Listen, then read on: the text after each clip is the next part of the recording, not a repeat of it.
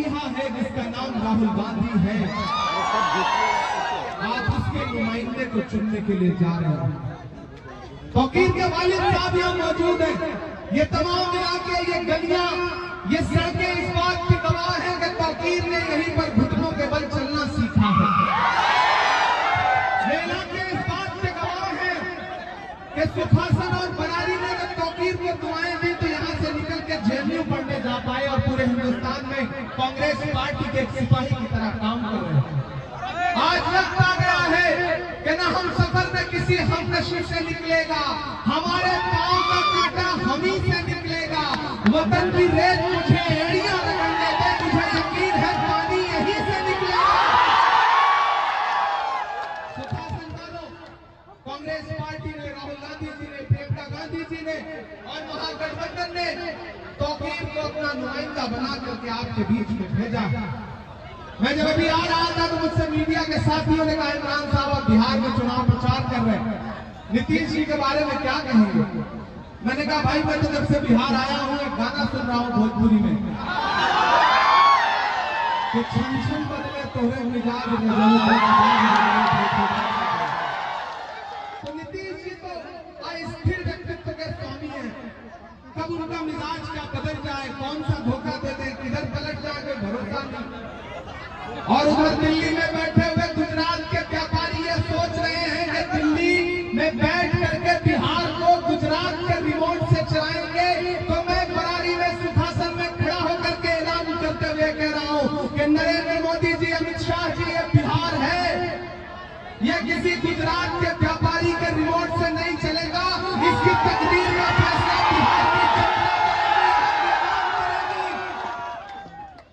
इस बार पूरे प्रदेश में, मैं बछवाड़ा से होते हुए, नालंदा से होते हुए, बिहार शरीफ से होते हुए, खगड़िया से होते हुए, कोढ़ा कस्बा से होते हुए यहाँ पहुंचा हूँ और यहाँ खड़ा होकर के आपको जिम्मेदारी से बता रहा हूँ कि बिहार में महागठबंधन की सरकार बनने जा रही है। नीतीश चाचा जा रहे हैं, तेजस्वी यादव आ रहे हैं, एनडीए जा रहा है, महागठबंधन आ रहा है। इसलिए 11 तारीख को घरों से बाहर निकलिए तो ये सोच के निकलिए, किसी ने कहा है कि जब तक शेर अपनी कहानियां खुद लिखना नहीं सीखेंगे तब तक शिकारी अपनी कहानियों में खुद को महान बताते रहेंगे। इसलिए 11 तारीख को घरों से बाहर निकलिए और ये सोच के जाइए कि तौकीर सिर्फ महागठबंधन के प्रत्याशी नहीं है, बल्कि आपके बेटे भी हैं, आपके भाई भी हैं, आपके परिवार का हिस्सा है। तो तौकीर के लिए ईवीएम की मशीन में पहले से एक नंबर पे है, पहले से एक नंबर पे है ना। ईवीएम में पहले से ही ऊपर वाले ने 1 नंबर पर इनका चुनाव निशान रखा है। तो इशारा समझ लो, पोलिंग बूथ पर जाओ और चुपचाप पीछे तक एक एक शख्स आवाज में मुझे जवाब देगा, चुपचाप। इतनी कमजोर आवाज सुखासन है जिसने बड़े बड़े लोगों को आसन करवा दिया। और जोर से आपकी सदाएं बुलंद हो, पटना से लेकर दिल्ली तक जाए कि चुपचाप, चुपचाप, चुपचाप, चुपचाप, चुपचाप। 11 तारीख को जब आप हाथ के पंजे का बटन दबाएंगे तो आप सिर्फ तौकीर को वोट नहीं देंगे, आप तेजस्वी यादव को भी मुख्यमंत्री बनाने के लिए वोट करेंगे, आप आरती गुप्ता को भी वोट देंगे, मुकेश सहनी को भी वोट देंगे, राहुल गांधी जी को वोट देंगे, प्रियंका गांधी जी को वोट देंगे। और अगर हजारों किलोमीटर दूर से चल के इमरान प्रतापगढ़ी आपके बीच में आया है तो हाथ के पंजे पर 11 तारीख को बरारी में दबाई गई एक एक बटन इमरान प्रतापगढ़ी के कंधे पे आपकी मोहब्बतों का कर्ज भी होगा। और जिन्हें ये लगता है कि साजिशें करके तौकीर को रोक लेंगे, मैं उनसे भी कहना चाहता हूं कि कैंची से चरागों की लवें काटने वालों, कुदरत के करिश्मों से लड़ोगे तो मिटोगे। तुम फूल को चुटकी में मसल सकते हो लेकिन खुशबू को बिखरने से नहीं रोके सकोगे। ये मोहब्बत की खुशबू है। और बरारी वालों, सुखासन वालों, मेरी एक बात याद रखना, मैं बहुत संजीदगी से यहाँ के पढ़े लिखे लोगों से, दानिश्वर लोगों से एक बात कहना चाहता हूँ कि आप तो इस बात पर ईमान रखते हो ना कि मजदूर का पसीना सूखने से पहले उसकी मजदूरी उसे दे देनी है। रखते हो या नहीं रखते हो? ये हमारे आका का कौल है कि मजदूर का पसीना सूखने से पहले उसकी मजदूरी उसे दे दी जाए। मैं रखता हूँ इस बात पर ईमान, आप भी रखते होंगे।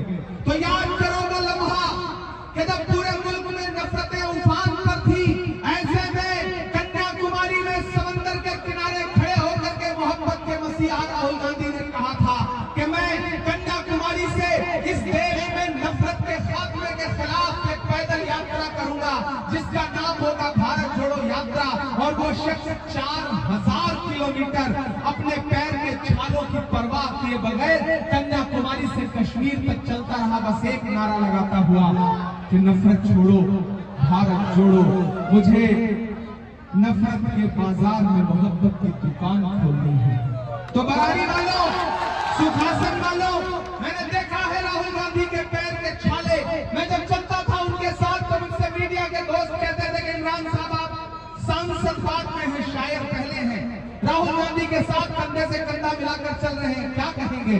तब मैं उनसे कहता था कि जो हर जालिम से टकराएगी वो आंधी बनाऊंगा, जो हर जालिम से टकराएगी वो आंधी बनाऊंगा। नए अंग्रेज आए हैं, नया गांधी बनाऊंगा।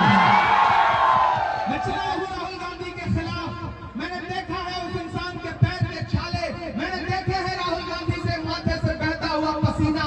इसलिए आज सुखासन में खड़ा होकर के आपसे यह कहना चाहता हूं कि आपको वो लोग हैं ना जो इस बात पर ईमान रखते हैं कि मजदूर का पसीना सूखने से पहले उसकी मजदूरी दे दी जाए। तो अभी न राहुल गांधी के पैर के छाले सूखे हैं, न राहुल गांधी के माथे का बहता पसीना सूखा है। मैं आज सुखासन में राहुल गांधी की मजदूरी मांगने के लिए आया हूं और राहुल गांधी ने तौकीर आलम को अपना नुमाइंदा बना करके आपके बीच में भेजा है।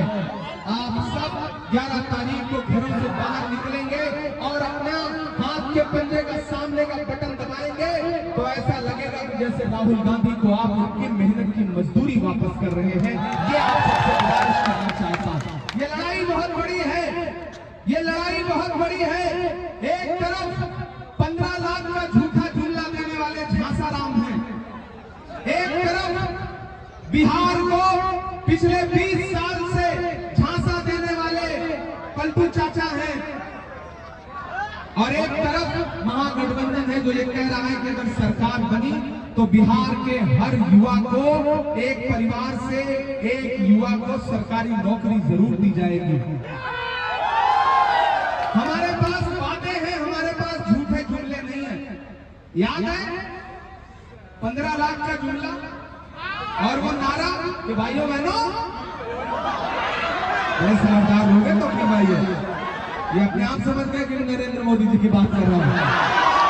भाइयों बहनों कहते ही ये लोग समझदार, बिहार का आदमी बहुत समझदार है। यहाँ ये बिहार के लोग हैं, ये उड़ती हुई चिड़िया के पर पहचान लेते हैं। आज जब मैं पूर्णिया में था तो मीडिया के साथी ने कहा कि आप बिहार आ गए।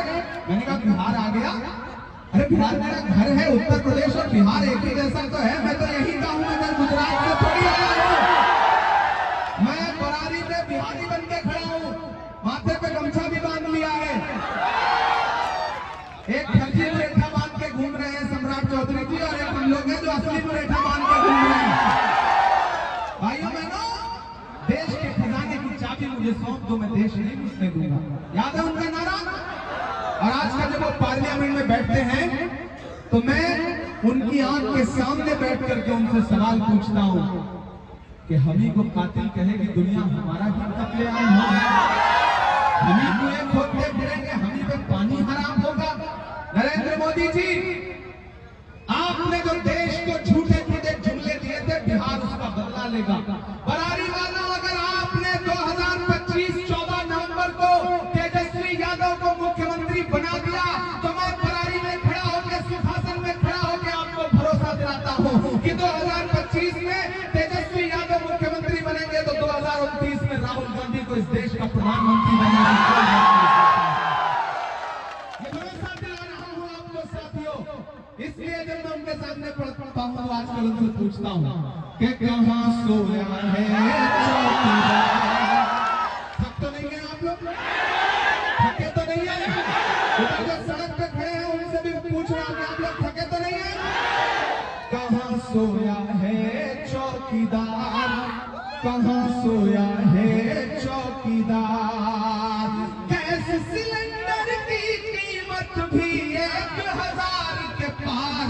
कहाँ सोया है चौकीदार, कहाँ सोया है चौकीदार। के चाय